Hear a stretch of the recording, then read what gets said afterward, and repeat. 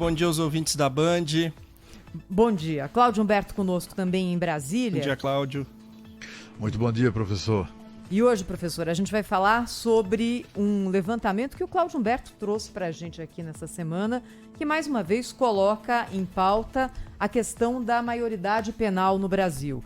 É um levantamento realizado pelo Instituto Orbis, que revela que mais de 8 em cada 10 brasileiros apoiam a redução da maioridade penal para 36,9%, a idade penal mínima para os 16 anos, 24,3% acreditam que a maioridade penal deve ser fixada aos 14 e outros 21 acreditam que não deve haver um limite de idade no direito penal com análise caso a caso. Essa é uma discussão muito interessante, primeiro porque não é a primeira pesquisa que a gente traz aqui para o ouvinte da Rádio Bandeirantes, indicando que a opinião majoritária hoje do brasileiro é em defesa da redução da maioridade penal. E segundo, porque coloca em pauta novamente uma discussão.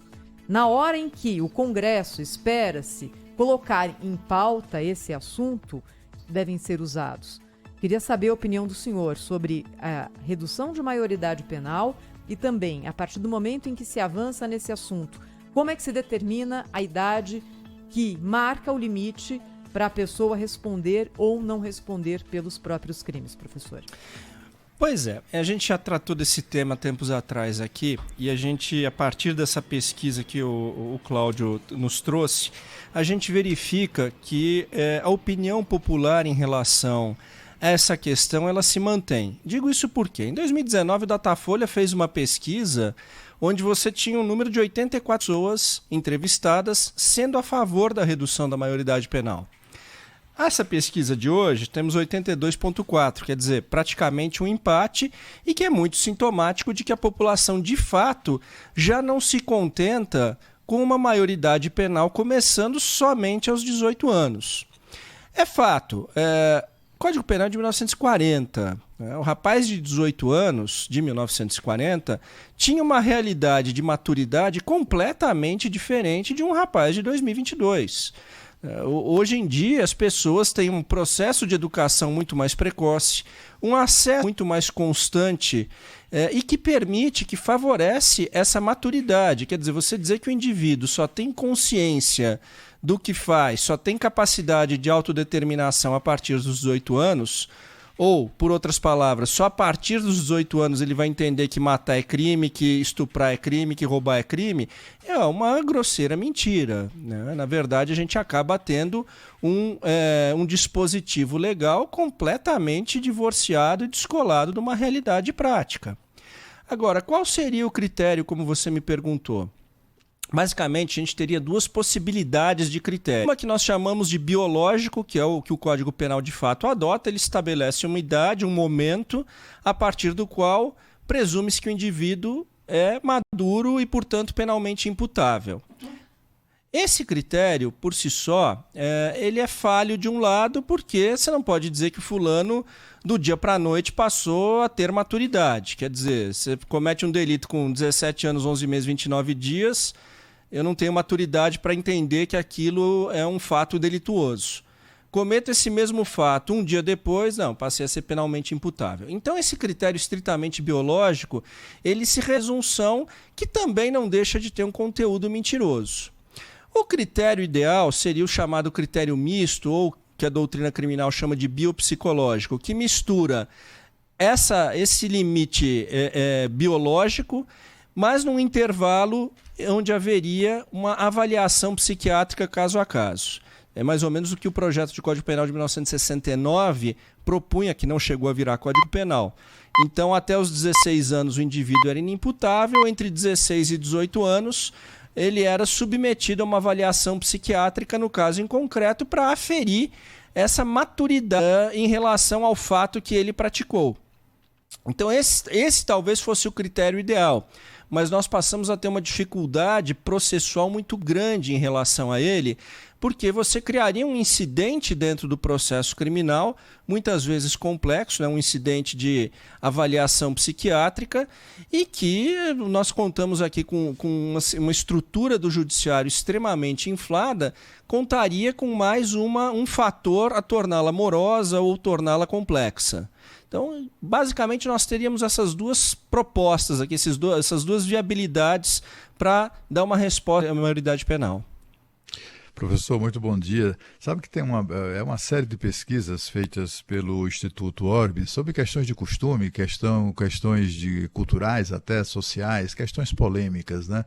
E a pesquisa mostra como o povo brasileiro é melhor do que a gente imagina, né? Sabe que o povo brasileiro, segundo essa pesquisa, em numa outra rodada do Instituto Orbis, mostrou que a maioria dos brasileiros, a maioria significativa dos brasileiros, é contrária à pena de morte. Muita gente acha que o brasileiro preferia, com o estado de violência que a gente convive, a pena de morte.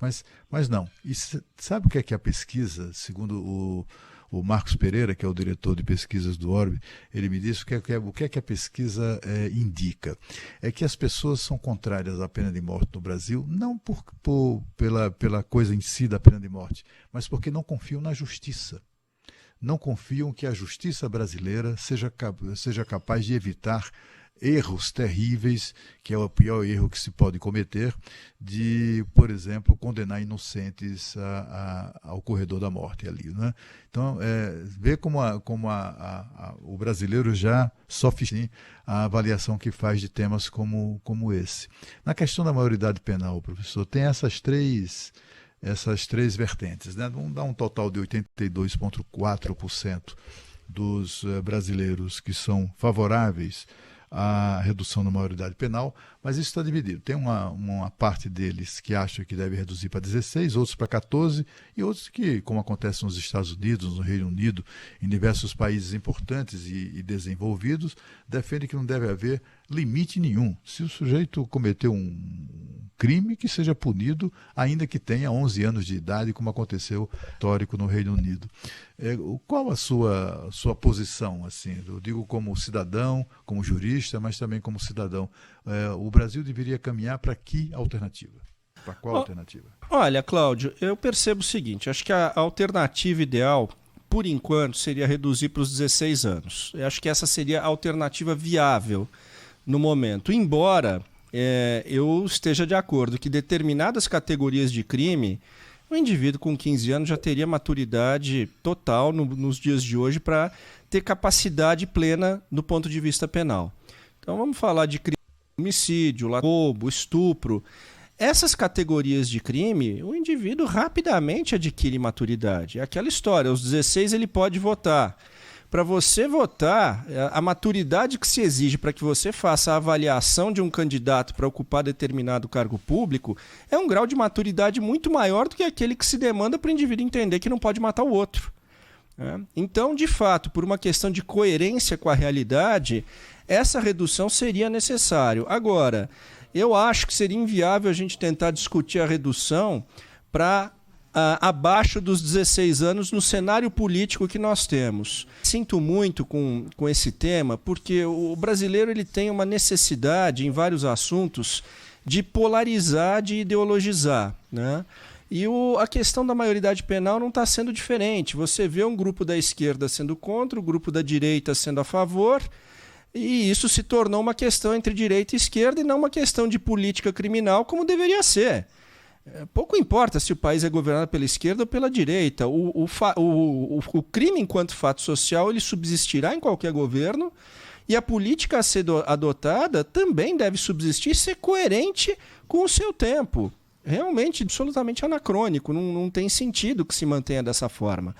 E é o desejo da população também. Veja, se hoje nós fizéssemos um plebiscito para falar de redução da maioridade penal, provavelmente seria esmagadora a votação popular no sentido de reduzir-se, sim. Hoje a gente vê cada vez mais delitos graves sendo cometidos aí por adolescentes. Não podemos ignorar isso. Eu até acho o seguinte, você pode considerar essa redução para determinadas categorias de delitos. Então é evidente, fulano com 16 anos, ele tem maturidade, ele tem capacidade de entender o caráter ilícito, de determinar o seu comportamento conforme esse entendimento maduro, com certeza. Agora, talvez você possa dizer o seguinte, ele talvez não tenha maturidade para ser penalmente responsabilizado porque usou um RG falsificado para entrar numa balada. E, de fato, se nós concentrarmos isso na criminalidade violenta, naquela criminalidade cuja percepção e a maturidade vem com pouca idade, eu acho que nós já teríamos uma resposta do ponto de vista social e do ponto de vista de coerência legal bastante satisfatória. Professor Paulo Cunha Bueno, professor de PUC de São Paulo, sempre conosco aqui no Jornal Gente. Professor, obrigada, hein? Até a próxima vez. Obrigado aos ouvintes da Band. Até a próxima. Até a próxima. E olha...